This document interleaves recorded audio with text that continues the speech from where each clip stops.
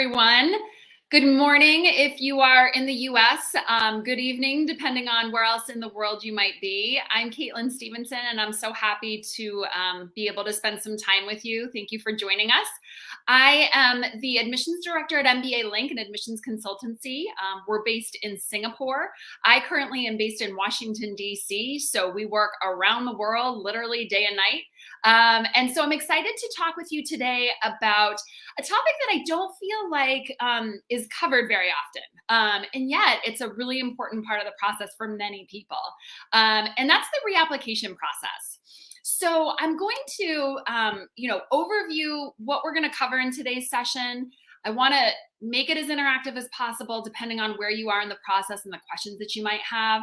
So I'll pause at different points in order to be able to answer those questions, and then I'll reserve certainly time at the end as well.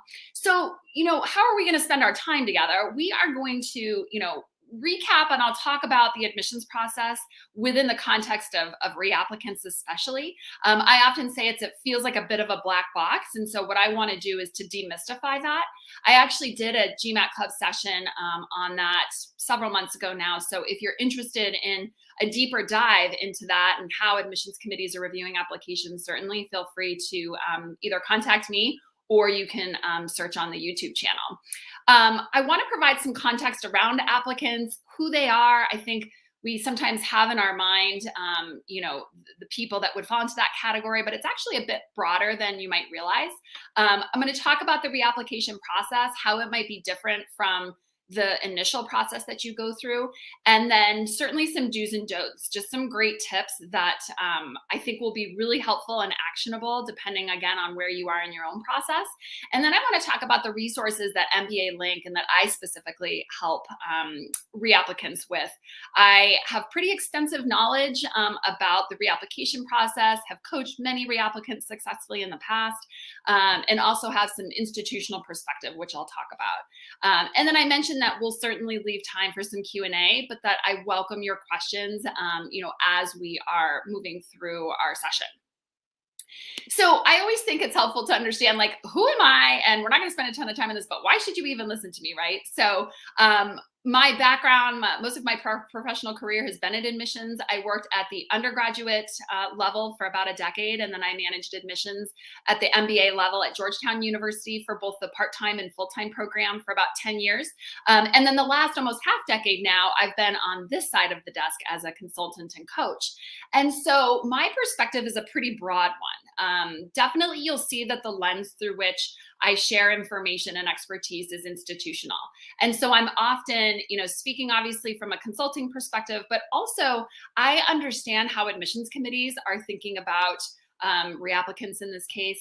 And I still always am that's where my heart is, although I'm not affiliated with any institution.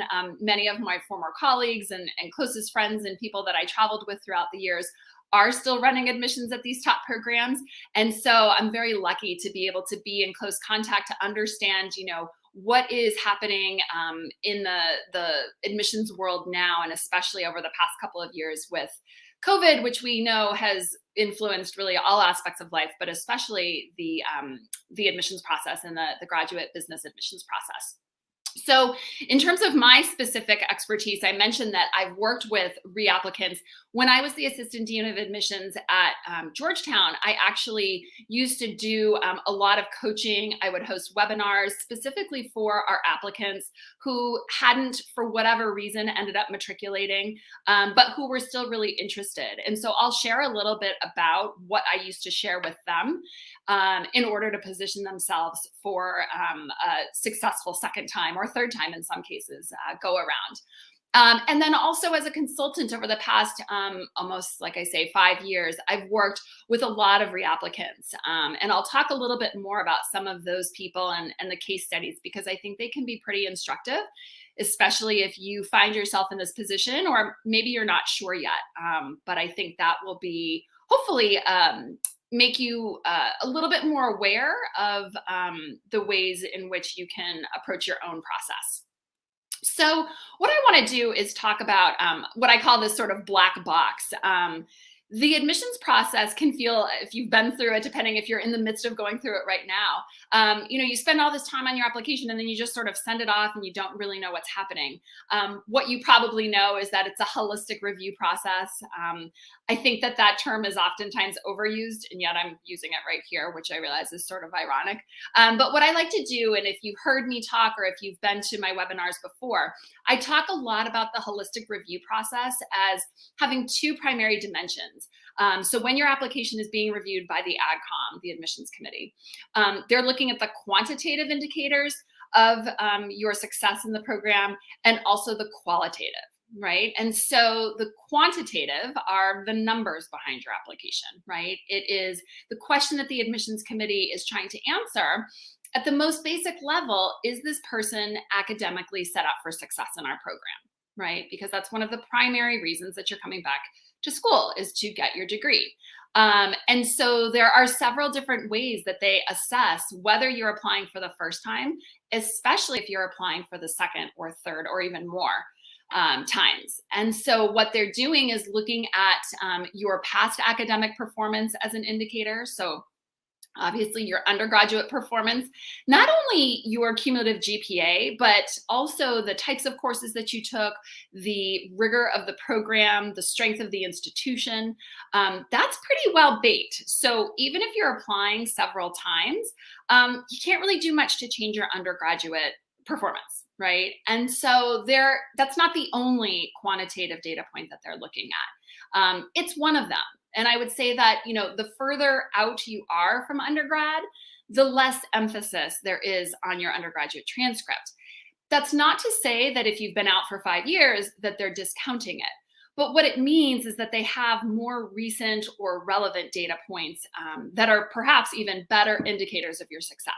So that includes your standardized test score, right? The dreaded GMAT, GRE. And I know that it's not people's favorite part of the process, but it's an important data point. Most schools are requiring it. Certainly over the past 2 years, there have been updated policies and there's been some flexibility around being able to apply for waivers. Some schools like Michigan Ross, for example, are still test optional. And so, that varies from school to school. But ultimately, it's another way for them to get a sense for what your quantitative aptitude is. If you are a non-native English speaker, especially the English and writing, AWA, analytic writing section is also very important and can be really helpful, especially if you did not have a stellar undergraduate performance.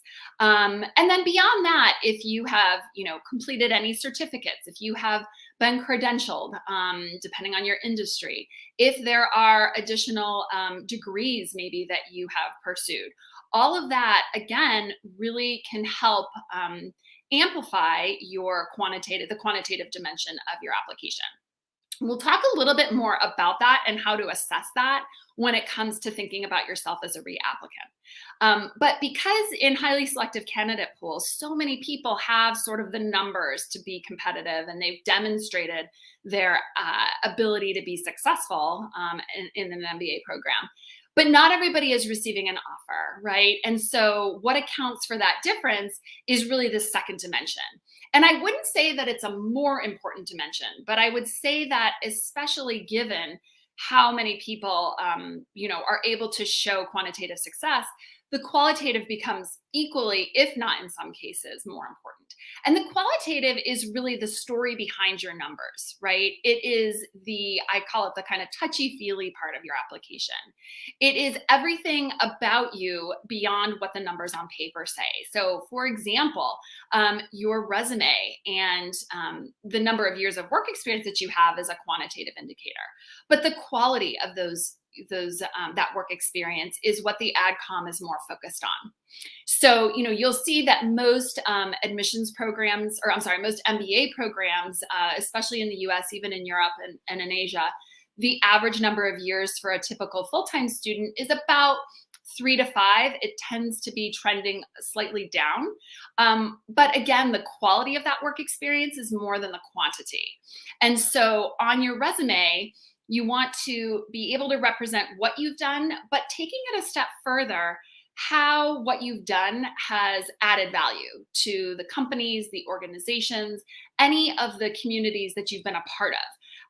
And so, you want to keep that in mind as you're crafting your resume. And especially as a reapplicant, as you're thinking about how and what to add to your resume. And we'll talk a little bit more about that later on in our session as well. In addition to the your resume, which is obviously representative of your work experience and that dimension of your candidacy, the personal essay, your recommendations, what other people share about you, and then the opportunity to show up during a video interview or an in-person interview. All of those are really important ways that you are able to tell your story beyond what you've done professionally. That's the way that you're going to be able to, talk about what brings you to business school, talk about what your goals are for the degree, talk about how you're going to contribute to the community.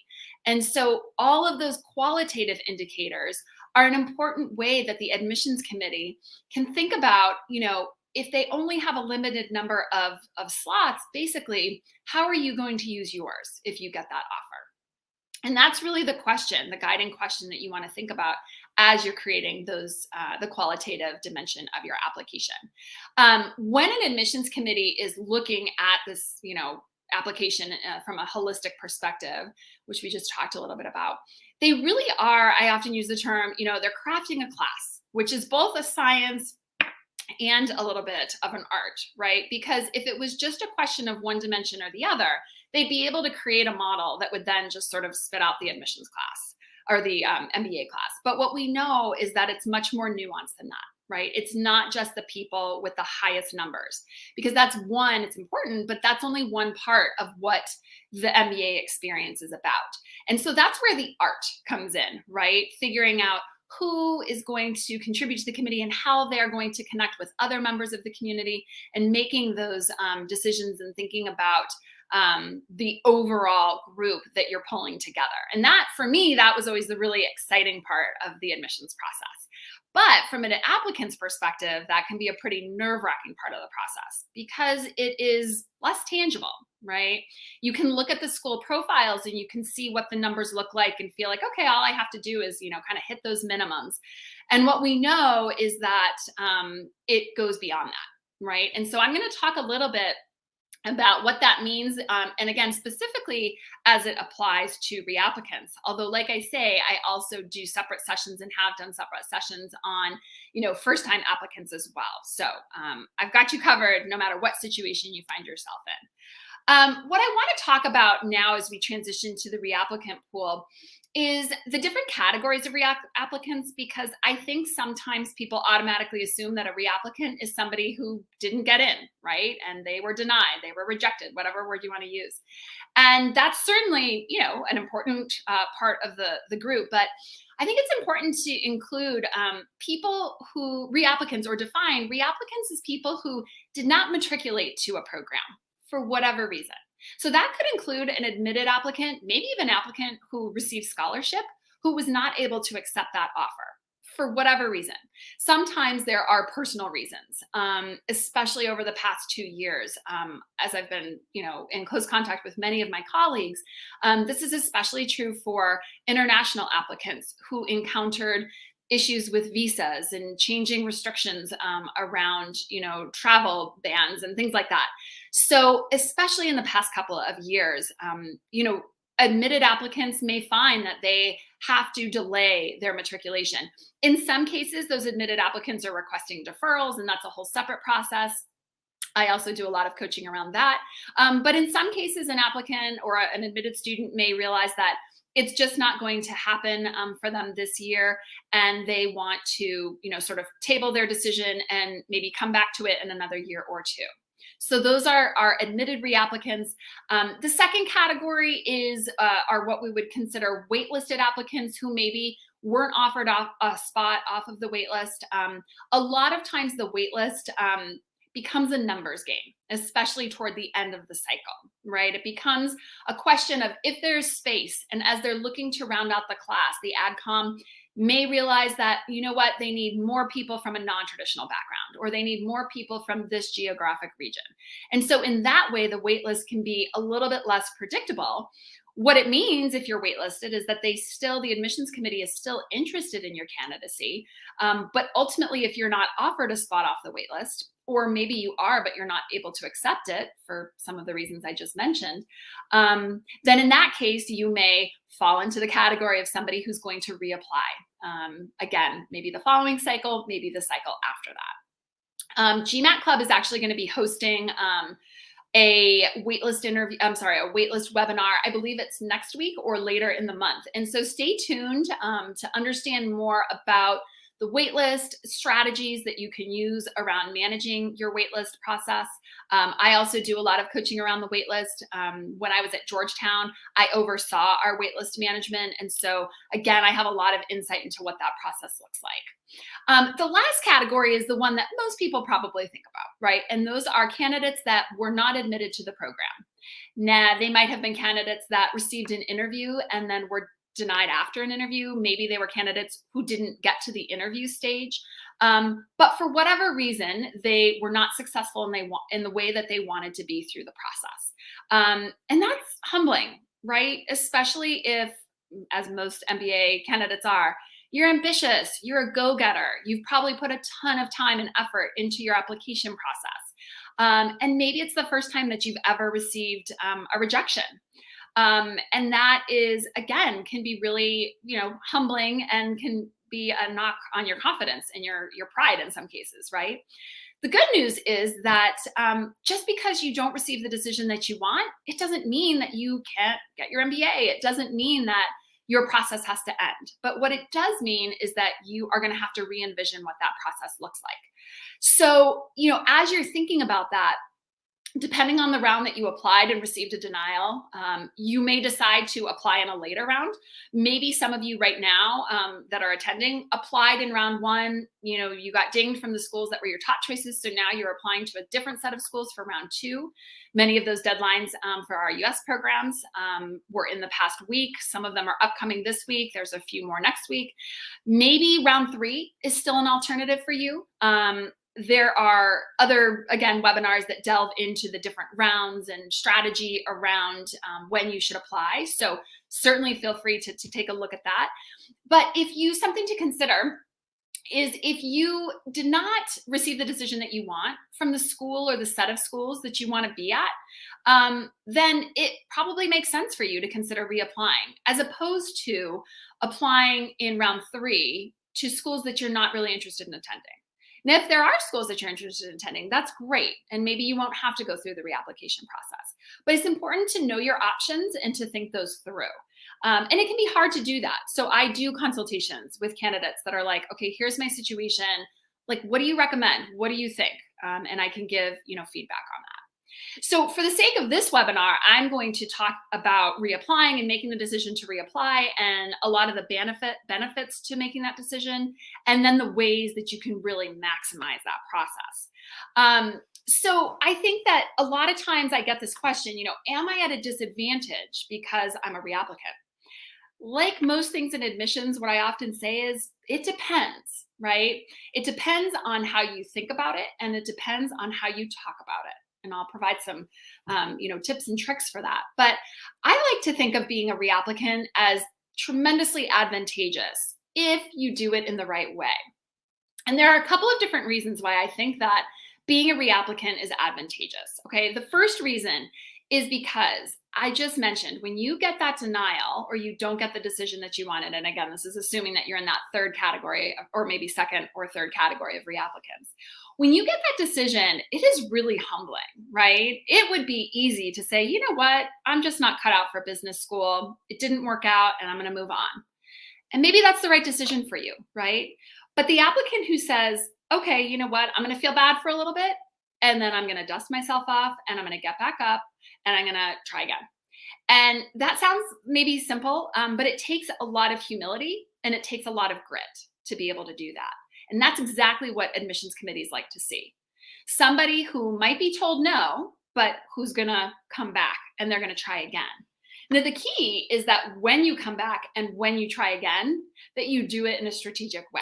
Okay. And we'll talk a little bit more about that. But the other reason that I think being a reapplicant can be advantageous is because admissions committees want to admit people that want to be in their program, right? That sounds fairly obvious, but this is where I'm going to put on my like institutional admissions committee manager hat. From an admissions committee perspective, they want to keep their admit rate down, which means they want to admit the fewest number of people possible, and they want to get their yield rate up. And the yield rate is the number, the percentage of people that are accepting their offers, right? And so if you are coming back to them and they see, oh my goodness, this person is reapplying maybe for the second or third, even in some cases, time, that person must really want to be in our program, right? And what they know is if we admit this person, if they demonstrate that they've improved and strengthened their candidacy, and we admit this person, we have a high likelihood of yielding them. And so it's not a given, and that doesn't necessarily mean that you'll be admitted, but that gives them more information. And again, it gives you an opportunity to show your interest and your commitment to really joining this community. And so being a reapplicant shows the admissions committee that you have grit, that you have humility because you can come back from a setback. And that's what you need to do to be successful, I would say, in life, but especially in an MBA program and beyond. And then the second thing is that it gives you an opportunity to show even stronger interest through, a commitment to join their community and trying again to do it. I want to pause there for a moment before we move into the more kind of nitty gritty of being reapplicants. If anyone has any questions, I'm clicking over into the comments section now. And so I am happy to answer anything that I've talked about, questions that you might have about what I've talked about. And then, like I say, I will again pause and at the end of our session, make sure that we have time. But does anyone have any questions or comments? Anything that they are? I'm looking now to see, I see some comments, but it looks like maybe not questions yet. Okay. All right, then we're going to keep moving. And again, I will try to pay attention as I see questions coming in, but want to make sure that I am able to keep moving through and giving you the information that I think is going to be most helpful for you. So one of the things I mentioned is that whether being a reapplicant or not is advantageous depends in part on how you approach the process, right? So just throwing in an application again isn't necessarily going to do it, right? So one of the things that I really coach people around, again, not only when I was on the AdCom side, but also from a consulting or a coaching perspective, is a self-assessment. And that is really important because it requires you to step back, to be really honest about what you submitted, and to be self-critical. And that's not always easy to do.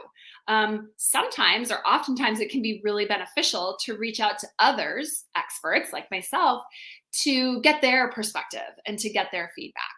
And so I do feedback sessions for, I call them like post-AdCom feedback sessions, right? So you've already been through the admissions committee, whatever your decision might have been.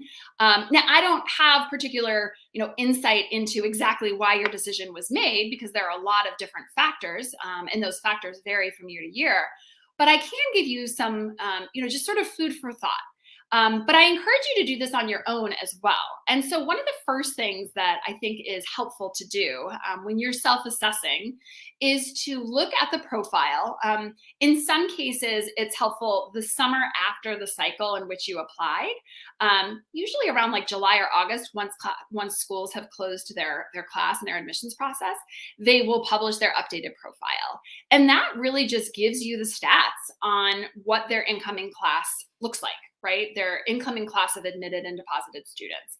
And, there's certainly changes from year to year, but generally speaking, the profiles, there's not major swings. So you could even start to look at the profile from last year and probably get a pretty good sense. Again, going back to this holistic idea, the profile will include the stats, the quantitative indicators about the class. So you can look at the GMAT averages, you can look at the GPA averages.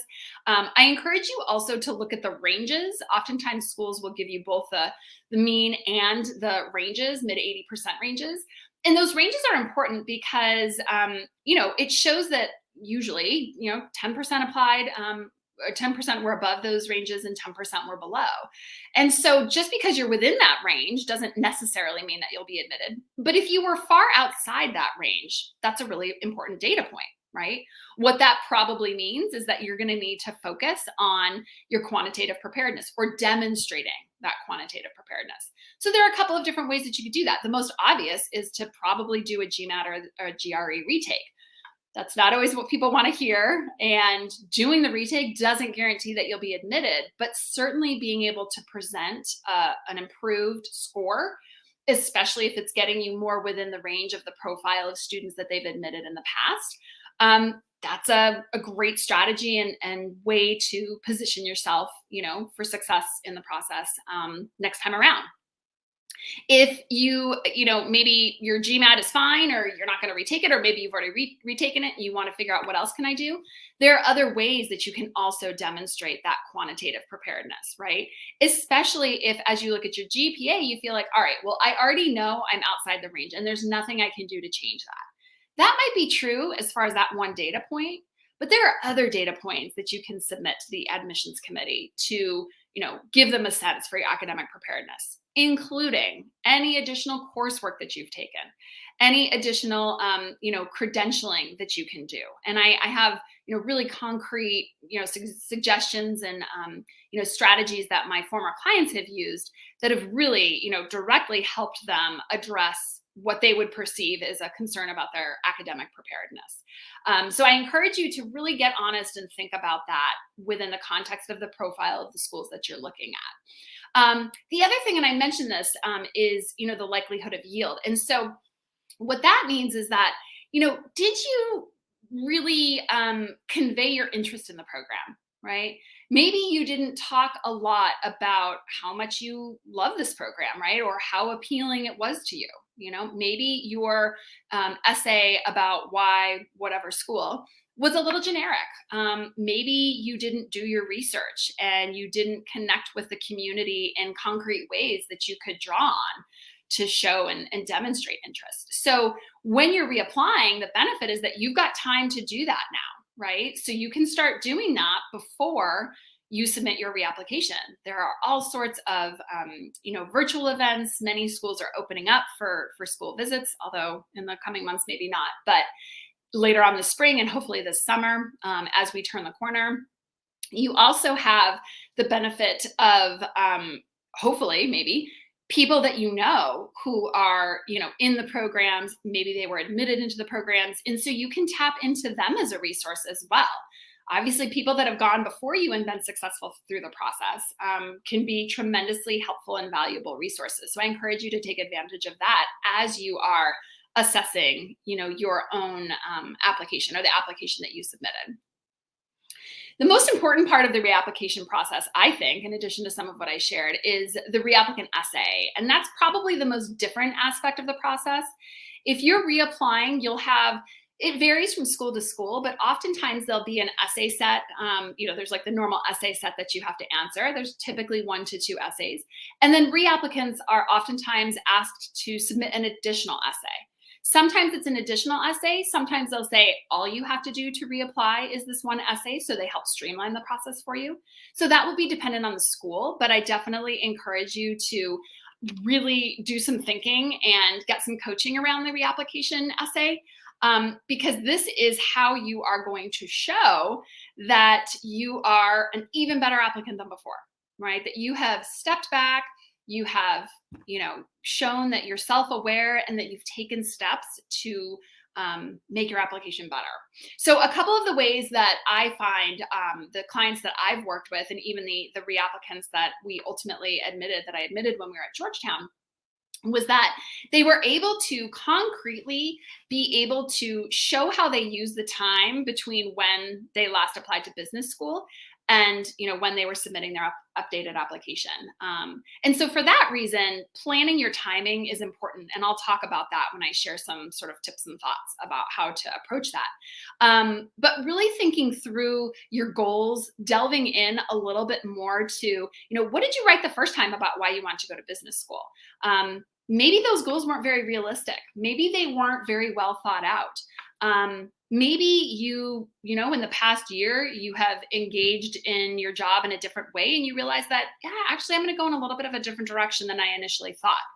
That's all okay, but that's what you would want to be able to highlight as you are telling your story through your essay, and in this case, your reapplicant essay.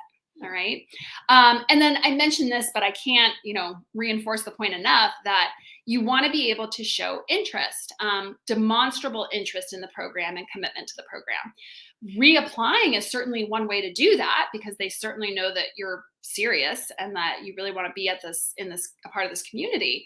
But like I say, reaching out and making connections so that you have really concrete examples to draw on as you are crafting your essays, as you're hopefully moving through the interview process. It's not so much that you have to, tick the box and be able to, mention 3 alumni that you talked with or 2 current students, but legitimately learning more about the program will inform your own thinking about it. But also, as an added benefit, it gives you talking points, with the admissions committee, like I say, whether through an interview or as you're crafting your essays. So don't underestimate that part of the process the second time around, because it really does matter. And it can be the difference between, an applicant that's just sort of throwing their application in for the second time and an applicant who really has taken the time to make sure that they're reapplying and they're even better than the last time they applied. And that's obviously the goal. What I want to do, I am going to move on to the do's and don'ts. But before we do, I actually see a question that came up. And the question is, if someone applies 2 years after getting denied, will that applicant still be considered a reapplicant? If not, should he or she I think it says refer to past essays and interviews in the application. So I would say generally, yes, the person would be considered a reapplicant because they already have the program already has an application on file and they already have that information. So whether you officially are considered a reapplicant or not, they will have access to that information. You can always check with the school as well. I would suspect that most programs would consider someone 2 years out from applying, still consider them as a reapplicant. People have asked me, well, should I mention that I'm a reapplicant? Absolutely, for the reasons that I just mentioned, that it can be advantageous. Chances are also if you don't report, your name is in the system because of the systems that many admissions committees are using. It is, based on your name, your date of birth, your, other identifying factors. So when your application comes in, it will usually identify that there's another application for that person. So they would probably reach out to you and ask about it. So I always say, I think this is true across the board, but be transparent, be as straightforward as possible. Make sure to share all of the information that you can, because they will probably discover it anyway, and you don't want to make it look like you're trying to, not be honest in any way, even if that's not the case. So yes, if you are a reapplicant 2 years later, everything that I'm saying would still apply. So I think this do's and don'ts list, some of it I've touched upon, but I think it's really helpful because it is concrete and very actionable. So let's look at the do's first. Some of them are probably fairly obvious. Some of the don'ts are probably fairly obvious, but I think it can't hurt but to underscore this idea of self-assessment and really looking for ways to improve. Clearly, if you didn't get the decision that you wanted, it doesn't mean you were a horrible applicant, but what it means is that there are ways to position yourself better in their particular applicant pool. I would say that, and this is going to go into the don'ts, just because you were admitted or waitlisted in previous years doesn't necessarily guarantee that you'll receive the same decision, right? Just like it doesn't guarantee that you were denied, that you'll be denied again. That can be pretty tricky because the reality is that each time you apply, you're evaluated within the context of that year's applicant pool. And this is even true from round to round, right? So round 1 could look totally different from round 2. That's not to say you're automatically going to get a completely different answer. But if you apply and it happens to be an especially competitive year or an especially competitive round, that will obviously influence the way that the AdCom evaluates your application. So I say this because it can be really heartbreaking when someone who was admitted in one year reapplies and they're just not as strong the second year, right? It doesn't happen that commonly, at least in my experience, that didn't, because if you're a good applicant one year, and especially if you've taken steps to ensure that you're a good applicant the second time around, but you don't want to just rest on the idea that you were already admitted, so no worries, it's a given that you'll be admitted again, because that's not a guarantee. So there's always room for improvement, no matter which of those categories you fall into. Creating an action plan, like all things, right? If you're hoping to get a different result, you need to do things differently.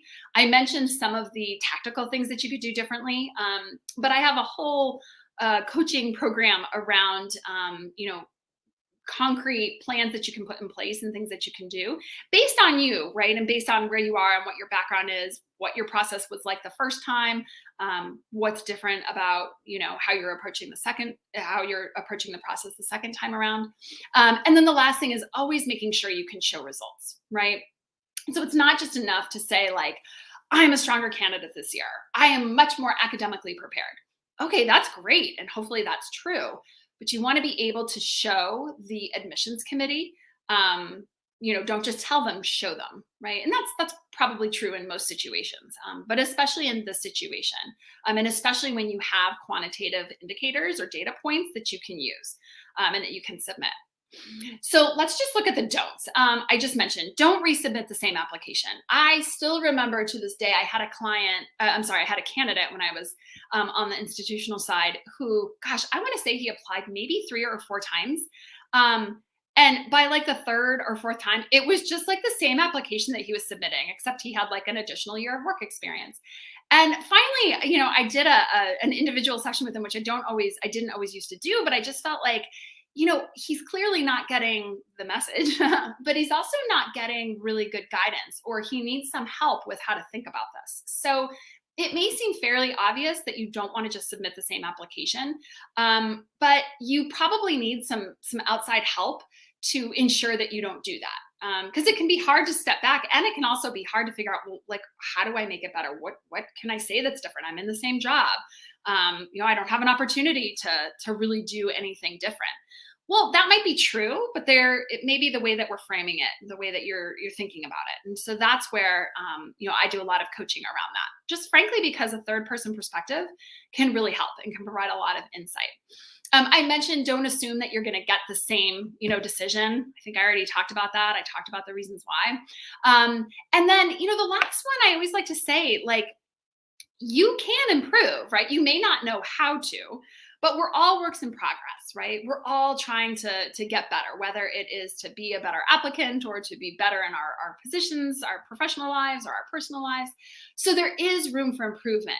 Now, that said, and this goes back to something I said earlier in the session about timing and figuring out, when is the best time for me to reapply? What I would say is that the more time you have to self-assess, to create an actionable plan, and then to do things differently, the better you will have, the better chance you'll have at submitting a stronger application. So for example, let me give you an example of a client I worked with several years ago now, but he had applied in round 3, and then he wanted to apply again in round 2. And, certainly you can do that, right? But what was really challenging is that, he received that decision in, I guess it was April or May, for round 3. And then the round 1 deadlines are in typically, let's say, mid-September or starting early September. And so that only really gives you 3 or 4 months, maybe even less, by the time you're actually putting your application together, to really do anything different. So, in that case, I don't necessarily think that reapplying in round 1 made sense. Applying in round 2 gives you, that additional 4 or 5 months. Ultimately, that's what he ended up doing. He was wanting to prioritize round 1 because he had heard that you have a higher chance of being admitted in round 1 than round 2. That varies. Typically, we always say apply as early as possible. So if you can apply and submit the strongest application that you can in round 1, that's great. But as a reapplicant, there's a little bit more nuance in making that decision. And so that's where talking to somebody, about your particular circumstances might be helpful. The other thing is that, if you've applied in round 2 and then you plan to reapply in round 2 the following year, that essentially gives you a year to make your application better and to, improve, especially if that's going to involve, retaking the GMAT or the GRE or taking an additional course. That takes time to, appropriately prepare, sit for the test. If you're taking a class and it's a semester long, or if it's over the summer, then that's several months of an investment of time that you need to make. If you are trying to, do more research and maybe you're going to, visit programs, you're going to attend more events, you usually need some time to do that. So give yourself the time so that you're not undermining your own reapplication effort. The last part of that story about that applicant, who I mentioned had received, and actually I should say he was waitlisted in round 3. He wasn't denied. So that made a difference as well, because what we know is by the end of the cycle, and especially in round 3, sometimes it's just a question of capacity. Schools have already seen 2/3 of their applicant pool, and they frankly just might not have room to admit more students. And so, applying in round 1 or round 2 may be more viable if you're in that situation. For him in particular, his GMAT was outside of profile for the schools he was looking at, and he was solely targeting these, very competitive programs. And so part of his strategy, and the strategy that we worked on together, was a retesting strategy. So, he had decided to opt for a different test than the first time he had taken. And then he was able to, submit that test and not have to submit the other. So there's always circumstances, but I share that as a case study because I think it's really instructive. But it also goes to show that a lot of it depends on how you're coming at the reapplication process, what your testing experience, what your admissions process was like in the previous year or years. The other thing is that he ultimately, this is interesting. So as a reapplicant, he ultimately ended up getting waitlisted again at the school, at his chosen program. And then he was admitted off the waitlist later in the cycle. So it was very much a roller coaster of an admissions process for him. It took a year and a half beyond when he first applied, but he did ultimately matriculate to that program. And he's now an alumnus of that program. So that's a happy ending, and that's good. And that's possible for you too. I have another client who was denied her whole first round of admissions. And then she waited for a year to reapply. And then we came up with a strategy. She ended up adjusting and broadening her school list a bit. But she ended up getting into all of the programs that she was denied from the first year. And then a couple of the other programs that she had included sort of as not backup schools, but, she wasn't really sure. She wanted to kind of cover her bases. And so again, the first time she had gone through it, she went through without any additional assistance. She admitted that she just really didn't know how to approach the process. So it was a little bit sloppy. Hopefully, she the second time around sought out help, started working with us, and we were able to really help her figure out, and again, self-assess and figure out how to just be a stronger applicant. And clearly she was, and she's now in her top choice program as well. So of course, those are our success stories. And in fact, all of the reapplicants that I've worked with over the years, I was actually thinking about this. I don't have that data off the top of my head, but I don't have that data, in this presentation, but what I can tell you is 100% of the people that have come to us as reapplicants have been able to gain admission their second time around. And in fact, I'm thinking if this is true, I don't believe I've ever worked with a reapplicant more than a second time around. So that's a really good sign, right? So those are some of my do's and don'ts. I wanted to just talk about, I've sort of integrated this throughout the conversation, but the ways in which working with someone, an expert, a consultant like MBA Link, can be really helpful in a practical way because we have expertise, not only on the institutional side, in my case, as I mentioned, managing AdComs for over a decade, managing scholarship committees, but also from a coaching perspective. I mentioned some of the, case studies and previous clients that we've worked with. And so, being able to draw on those experiences to inform your process can be really helpful. Some people feel like, and there's always a question, well, do you really need a consultant? It's like all things. No, not necessarily. Lots of people do it without. Many more people do it with. Some people go through it the first time on their own and then realize, oh yeah, actually it would be worth the investment to get a little bit of assistance and get a little bit of insight. And so, I just encourage you to think about that. Many consultancies, like MBA Link, actually offer free consultations. Whether you're a first-time applicant or especially if you're a reapplicant, I definitely encourage you to take advantage of that because it's a way to get some really practical feedback, right, for free, but also to get a sense for the consultant.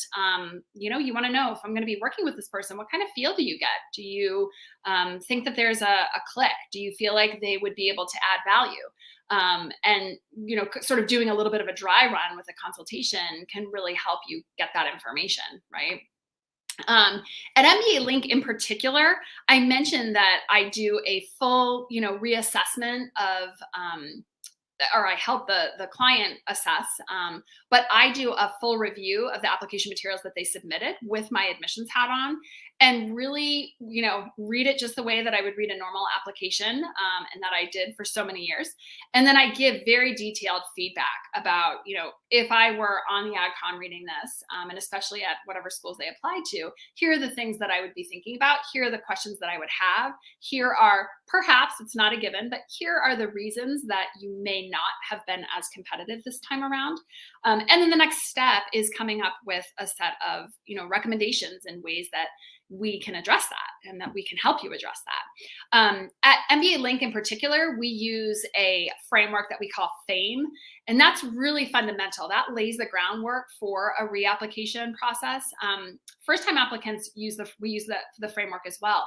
But with second-time applicants, it's important because it's an acronym where we talk about and we think about your candidacy from 4 different perspectives. Fit with a particular program, your abilities. We give you an online diagnostic to help identify those and then help you understand how to think about and talk about those. The motivations or your goals. Are they realistic?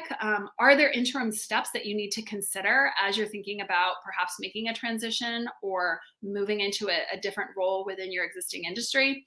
And then the E are your experiences, both professional and personal. And that really gets at the qualitative dimension of your candidacy. And so what we do is we think about those 4 themes. You have a deliverable for each of those, and then you will receive coaching with one of our FAME coaches on each of those themes. And that's an important part of the process, especially because if you've been through the application process, ideally you will have thought through all of those themes. Many people don't, right? Many people, what I observe is that they are approaching the admissions process by just looking at the application, figuring out, what do I need to do? Let me see my checklist. Let me draft my essays and then, send it off. And the reality is you can certainly do that. Some people are successful doing that. But the majority, especially those applying in highly competitive applicant pools, the majority are needing to do a lot more before they dive into the actual application, a lot more of the thinking. And from an AdCom perspective, I almost always could see when someone had spent the time doing that thinking and when they really hadn't. It's hard to sort of pinpoint exactly what it is, but it's just someone who has been thoughtful and, can be strategic about the way that they're talking about their candidacy and the way that they're thinking about the MBA. That really does come across. And so spending that time, and for us at MBA Link, helping our clients do it in a very structured and intentional way is what we find leads to better applications. Frankly, a more enjoyable process because it's a stressful process, but it can be fun to kind of be introspective and it helps with your self-awareness. That will come throughout the process. And certainly, when you're interviewing, that makes you a better interviewer. And, also ultimately helps us achieve success with our clients. We have nearly 100% admit rate with clients that are applying to, 4 schools or more. And so that's pretty impressive. And it's a mix of schools. And we really do customize it and based on what the applicant is looking for. So that's sort of my pitch and just the overview about MBA Link, specifically, related to the reapplicant process, but also, first-time applicants as well. So If you are interested in learning more, you can certainly reach out to me. But for now, I want to, pause and give you all an opportunity to answer some questions. If there's something that I mentioned that you want a little more clarity on, or if there is something related to the admissions process that I didn't mention, I'm happy to answer those questions as well. So I see here. I see a couple of people who are telling me they have questions, but I don't know what those questions are yet. So I will just wait patiently. Okay. One of the things, actually, while this, I can see the person's typing, but one of the other things I wanted to mention, and I realized I didn't mention this before, people have asked me, what is the admit rate for reapplicants? And obviously, one of the things that is important to remember is that it's going to vary from school to school. This is, a relatively small population within the scheme of the larger applicant pools. So you're not going to necessarily be able to, find a lot of the data solely focused on reapplicants. Especially with profiles, most schools, they're not breaking out and doing, a profile for reapplicants. However, I do think it's interesting that in recent years, not many people realize this, but how many people actually matriculate to full-time programs as reapplicants? For example, HBS, this was a couple of years ago, and I don't have the recent stat, but they had included or made public that nearly 10%, I believe it was 9.7%, of their incoming class, and granted their class is about 1,000, about, I think, 90 of those people had come through the reapplication process. And so, I just think that's helpful to know, because sometimes people can think, oh, well, if I don't get into HBS the first time, and I'm just using HBS as an example because HBS has one of the lowest admit rates. And so it's helpful to know that there are so many incredible applicants who they just are not able to offer admission to, but who are even more competitive, clearly, the following year or the year after if they come back, and may fare differently through the process. Because again, it depends on the applicant pool that you're applying in. Maybe you have an incredible application, but maybe you're coming from an overrepresented group on a particular year, but the following year, you're not as much. So there are so many, I talk about these factors, these exogenous factors that are outside of your control. It can feel a little bit frustrating, right? Because, there's nothing you can do to manage that. But what it means is that if you try a second time, the result could be totally different, for some of the reasons I mentioned, some of the levers that you can control, but also because of all of the reasons that you might not be able to control. So I think that's instructive. Again, that's not only true at HBS. That I was reading a recent article, and so that's the one that came to mind, but it's true at other schools as well, and other top programs as well. So one of the questions is, on what basis do universities give scholarships? Okay, so this question isn't directly related to reapplicants, but I think I can tie it into reapplicants. So the question's about merit-based scholarships. It's important to note that there are two types of financial assistance, and one is merit-based scholarship, and the second is need-based financial aid. And they are very different. Most schools are automatically going to consider you for a merit-based scholarship, so you don't have to apply in addition.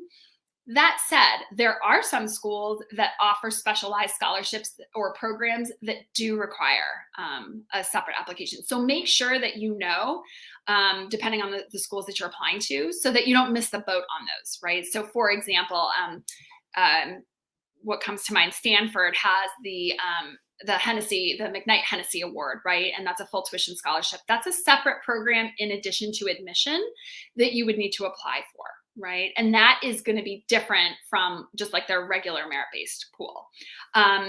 INSEAD, that's another big one that requires additional scholarships. Some of the European universities also do require additional essays.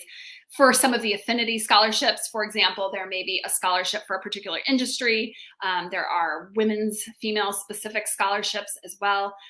So be sure to do your research, know what's out there. I do a lot of coaching around that, and different organizations that sponsor scholarships or work in partnerships with universities. So all of that said, though, for just a regular merit-based scholarship, oftentimes the schools, what I will say is that if you're looking at the profile and you see those ranges, typically the most competitive scholarship applicants and recipients are going to be the people that are at the top of those ranges, right? So it doesn't mean that if you're not at the top of that range, that you're not competitive. But clearly the upper echelon of the applicant pool is going to be more competitive for scholarship. So what does that mean? Well, it means people who have demonstrated academic excellence as illustrated through their undergraduate accomplishments, through their GMAT test performance, GRE test performance. And then there are, besides sort of the numbers, it's also people who have demonstrated that they are going to add value to the community. And this is a little bit less concrete. So it's hard for people to, like, what does that even mean? So, I'll give you an example. There is somebody who has started a nonprofit that is, really affecting change in a significant way in a particular area. That's pretty impressive. Like, that's a pretty good indication that that person is going to come and they're going to make, the same types of contributions in the particular school community. So the admissions committee wants to get that person to come to their program. And one of the ways that they do that is through scholarship, right? So think of the different reasons why the admissions committee would want you in their program. Highlight those things, because that is what's going to be how you can differentiate yourself and how you can make yourself more competitive for scholarships. Typically, not always, but typically when you receive your admissions decision, you will also receive a scholarship decision. So most AdComs are reviewing applications for admission, and at the same time, they're considering them for scholarships.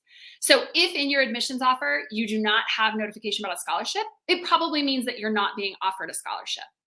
That doesn't mean that you can't still go back and ask. Some schools will offer a scholarship appeals committee or process so that you can basically make the case for, why you want to be considered or reconsidered for a scholarship. I do a bunch of coaching around that because I used to manage the scholarship process. I used to manage the scholarship appeals process. Some people will try to negotiate scholarships. So maybe they got a scholarship at one school, but not another. So they're going to go back and try to use that as leverage. There's a whole process for that. And it's like all things, it all depends on how you do that. You always want to make sure that fundamentally you're doing it in a respectful way. But there are some strategies you can use as well. And so I do a lot of coaching around that, strategizing for scholarships, reconsideration for scholarships, negotiating scholarships. There's a lot to it. But the one thing I would say is don't ever be afraid to ask, but make sure that your ask is well thought out and that it's communicated, obviously, in a respectful way. That will ensure that it is, taken seriously and hopefully that you're successful through the process. So I know I provided a lot more information about scholarships, but hopefully that gave you some context and then some concrete information about the process. All right.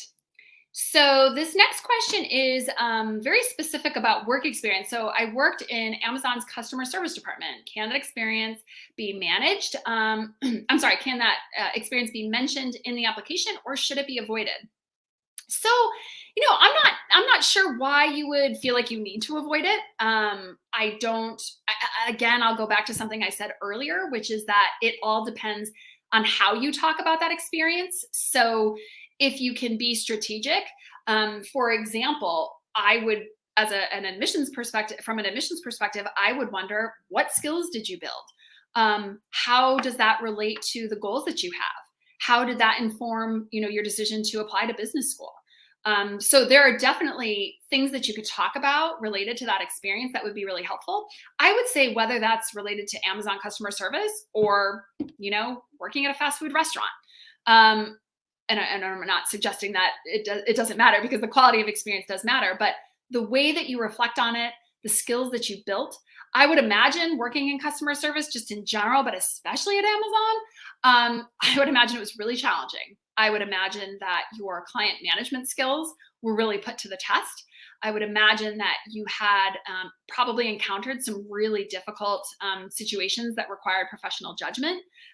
maybe ones that really tested your patience, and that you learned a lot of lessons through the process. So again, everything that I said, in response to this question, I think could also apply more broadly to, other people's type of work experience. All right, so the next question is about specific schools that tend to be friendly towards reapplicants and which look at them critically. Okay, so that's a good question. I'm gonna be honest.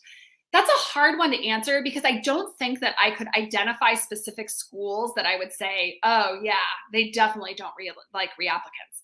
Because I think that most schools have the perspective that I shared with you, right? And just to recap, it's all about the reapplication that you submit. So if you are coming back year after year, just submitting the same application, I mean, yeah, they're not necessarily going to look favorably upon that, right? But if what you're doing is exactly what I've suggested, which is to step back, to self-assess, to show self-awareness, to be strategic about the improvements that you're making and the ways that you articulate that and you show that, I think almost every school and every program is going to look favorably. That doesn't mean you'll be admitted as a reapplicant, right? Most schools don't say that, we're going to ensure that at least, 10% of our slots are safe for reapplicants. Absolutely not. Most programs don't want to, necessarily make that commitment because it depends on the people that are coming back in that applicant pool. So I would say that all schools will be open to reapplicants, but that you as the reapplicant have to, like you would as a first-time applicant, you have to demonstrate and show them why you're worthy of that offer of admission, especially in a highly selective applicant pool where they only have so many to give out. So why should they give one to you? And I would say that question you should be asking yourself, whether you're a first-time applicant, whether you're a second-time applicant, maybe especially as a second-time applicant, because you're coming and you're basically asking them again. You're asking them for that slot again. So I think that, again, it's a good question. I actually think that as you are doing your school research, that's a fair question to ask each program. I suspect that if you ask them, what's your perspective on reapplicants? How do you review their applications? I think that you'll probably hear a lot of what I already shared. Because across the board, admissions committees want to get the best people, right? And best means something different. There's lots of different dimensions, right? We talked about this holistic process. But sometimes as a reapplicant, you may not have the best scores. You may not even have like the best profile per se, but you've got grit, you've got humility. You can show that you can take a hit and come back even stronger. And so maybe that's what makes you stand out. Maybe that's what makes you the best in that particular applicant pool. So don't underestimate the power of that. I think it can be, it can lead to a lot of success.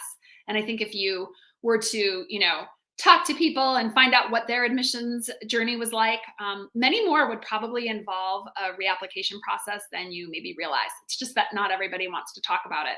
And I don't know why, because I think it's something to be really proud of. Not only did you get that offer, but you got it after, being scrappy and going after it a second, maybe even a third time. So I hope that helps. Any other questions? I'm looking just to make sure. That might be it. I will wrap things up here. Just want to thank you all again for joining me. If you're watching this as a recording, thanks for tuning in. I am available at the email listed.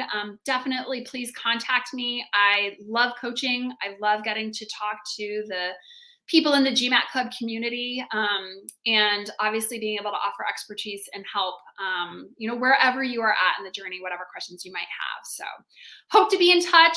Wish you luck no matter where you are in the process. And definitely encourage you to tune in for the upcoming GMAT Club webinars that I mentioned. They're really instructive and people just like myself who really want to help you be successful through this process. So take care, stay healthy, and I hope to talk to some of you soon. Bye-bye.